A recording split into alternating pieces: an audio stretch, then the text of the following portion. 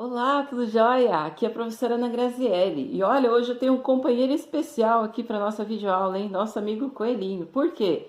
Porque amanhã, né, começa o feriado da Páscoa e não tinha como, né, não lembrar dessa data aí que, além de ter um significado religioso, também é uma data que a gente se acaba de comer chocolate, hein?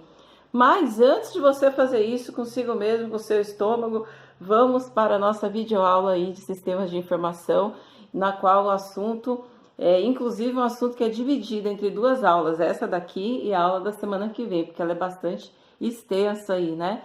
E o nosso objetivo hoje é falar um pouco sobre internet, web e como que e algumas peculiaridades aí que estão relacionadas a esses dois grandes temas, digamos assim, né?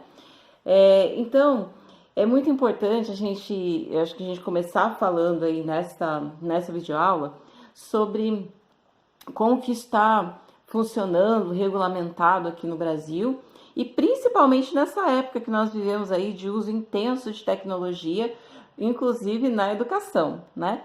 Então, eu acho que vale a pena, tem uma indicação no slide que eu deixei pronto para essa aula, tem uma indicação para você fazer a verificação aí do material que corresponde à lei aqui no Brasil, que é mais conhecida como Marco para a Internet, né?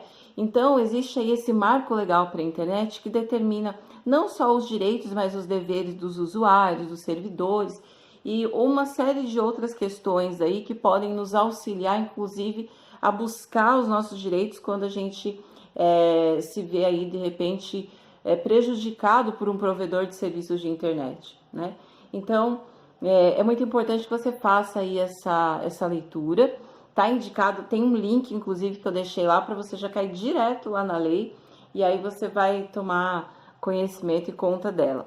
Sobre essa lei, inclusive, é a tarefa que eu estou pedindo para realizar essa semana. Então, leitura altamente recomendada, além do capítulo do livro que a gente vai que eu indiquei, que eu acredito que você vai fazer a leitura também, tá bom? Então, isso eu acho que serve de pontapé, digamos assim, para a nossa conversa. Por quê? Porque quando a gente fala de marco legal da internet, a gente está falando aí de condições que foram criadas para o país para que os serviços de internet eles fossem, digamos assim, prestados e houvesse algum tipo de segurança por parte do usuário e também pelo provedor de serviços da utilização desse recurso. Você deve estar cansada aí de ouvir falar de expressões como fake news, como roubo de dados, vazamento de fotos na internet, e isso tudo está relacionado com o marco legal, que é essa legislação federal sobre a qual eu falei. Mas assim, esse marco legal da internet, na verdade, ele visa aí atender uma das questões que a gente trata nessa videoaula, que é a questão da internet. Mas antes de pensar na internet propriamente dita, a gente tem que pensar na web, ou seja, na rede no seu sentido mais extenso, né? Então, quando a gente. Tem gente que pensa que é a mesma coisa, web ou internet, né? Então, quando a gente fala de web, a gente está focando mais nessa. Como se fosse. Se eu fosse usar uma figura de linguagem para isso. A gente está focando mais na questão do software do que do hardware, né? Então, a web em si, ela é constituída de uma série aí de pacotes de serviço que são construídos através de software e são disponibilizados através de diversos protocolos para os usuários. Já a internet necessita que exista, além da rede em si, ou seja, além da web, existam equipamentos que façam essa conexão do usuário com o provedor de serviço.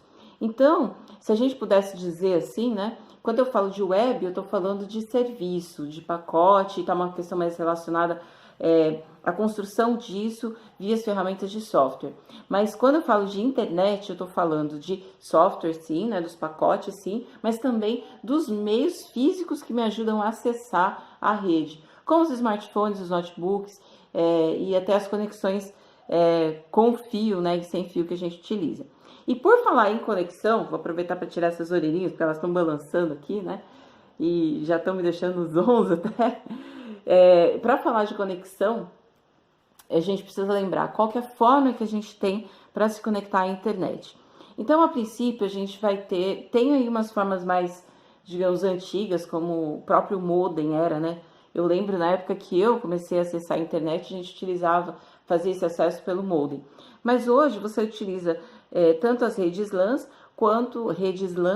quanto os serviços de alta velocidade, que são providos, né, por empresas específicas que são os provedores. Então, a gente não consegue, digamos assim, se conectar na internet sozinho. A gente precisa ter um caminho, precisa ter um meio para que isso aconteça. E isso também está definido lá no marco legal da internet, né, no marco civil da internet. E aí começam a surgir algumas perguntas, né, e algumas dúvidas na nossa cabeça, até de termos que a gente já ouviu e que estão relacionados a isso. Você já ouviu falar, por exemplo, do termo IP? IP. Com certeza sim. E muitas vezes a gente fica achando que o IP é uma questão relacionada somente, ou é um número somente relacionado ao equipamento. E na verdade existem dois tipos de IP. Existe o IP da máquina, que é o código que a gente usa para identificar os equipamentos que nos conectam à internet.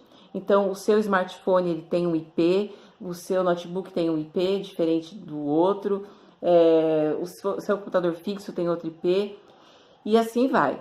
E cada equipamento tem o seu próprio número. Então, vamos dizer assim, quando existem essas investigações que a gente fica também sabendo aí pela internet, né? Tem essas investigações, olha, eu quero saber quem que mandou esse e-mail para o fulano, tal, rastrear, né, esse e-mail. Uma das formas de fazer esse rastreamento é através da identificação do IP do equipamento.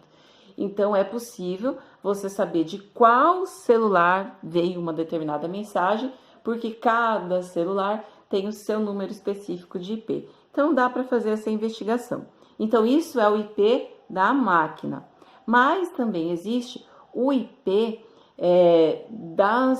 dos serviços que estão na web. Ou seja, existe aí todo o site, digamos assim, ele vai ter um código IP identificador, que é parecido com o código que você vai encontrar do IP do equipamento, mas é um código específico do site.